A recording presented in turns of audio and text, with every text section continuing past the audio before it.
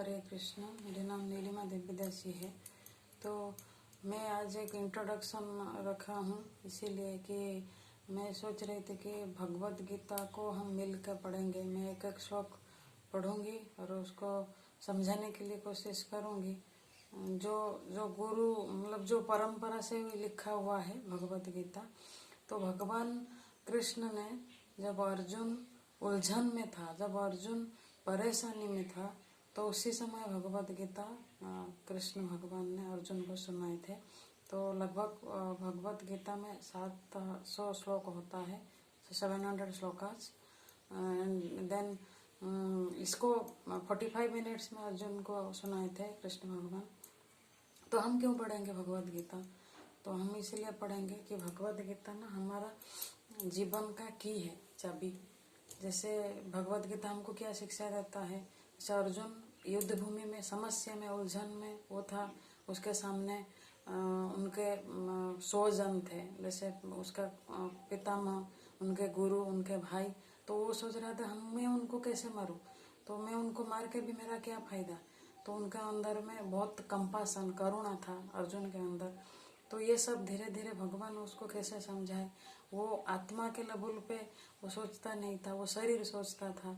तो आत्मा कौन है ना, भगवान कौन है, गुण कितना प्रकार का, ये सब धीरे धीरे भगवत गीता में है। किसके भगवान देवी देवता कौन है, हम किसके शरण में जाना चाहिए, है ना।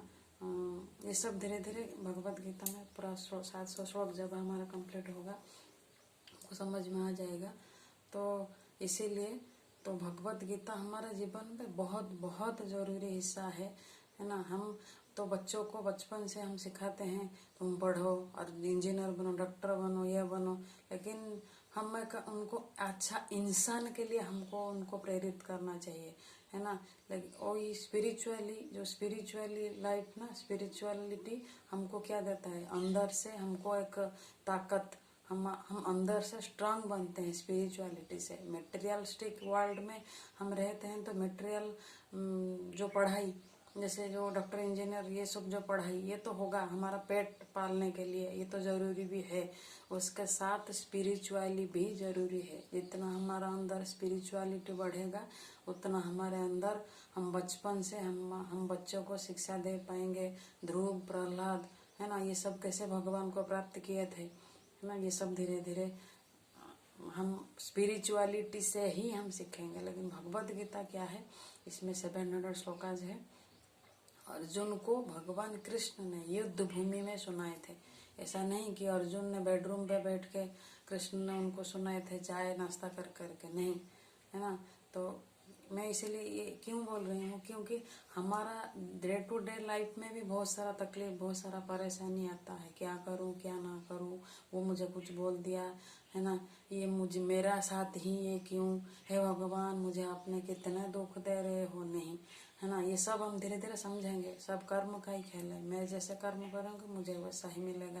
कर्म क्या है ना, कर्म कितना प्रकार का है, ये सब भगवत गीता में है। इसीलिए भगवत गीता पढ़ना जरूरी है और पारंपरिक से पढ़ना है ना। भगवान कृष्ण 4 परंपरा को प्रायोरिटी दिए हैं। किसको किसको? पहला परंपरा है ब्रह्म संप्रदाय, ब्रह्म परंपरा, श्री संप्रदाय, रुद्र संप्रदाय, कुमार संप्रदाय। ये चारों संप्रदाय का जो आचार्य है ना, उनसे हमको सुनना चाहिए। इनके द्वारा जो लिखा गया जो पुस्तक, हम उनको पढ़ना चाहिए, सत्संग करना चाहिए, है ना। तो मैं जो परंपरा से बिलोंग करती हूँ, मेरा परंपरा का नाम है ब्रह्मवाद्य गौड़ीय संप्रदाय। मेरा परंपरा ब्रह्मा से ही शुरू हुआ है, क्योंकि भगवान ब्रह्मा का ही पहला जीव बनाए हैं। भगवान से ही हमारा सृष्टि, ये ब्रह्मा से ही हमारा सृष्टि संभव हुआ है। तो इसलिए जो भगवत गीता हम धीरे धीरे पढ़ेंगे, है ना। और जो अर्जुन ने जैसे पहले मना करता था युद्ध के लिए, नहीं मैं नहीं युद्ध नहीं लड़ूंगा, मैं क्यों लड़ूं, मेरे ये सब मेरे अपने हैं। तो धीरे धीरे भगवान ने जैसे उनको ज्ञान चक्षु खोले तो अर्जुन को समझ में आया। उसके बाद उसने ही गांडीव उठा के, है ना, उनके जो विपक्षी सेना थे उनके विरुद्ध में वो युद्ध किया और युद्ध भी जीते, है ना। ये सब हमको धीरे धीरे जब गीता पढ़ते पढ़ते जाएंगे पूरा हम समझ में आएंगे। इसीलिए आज मेरा इंट्रोडक्शन था।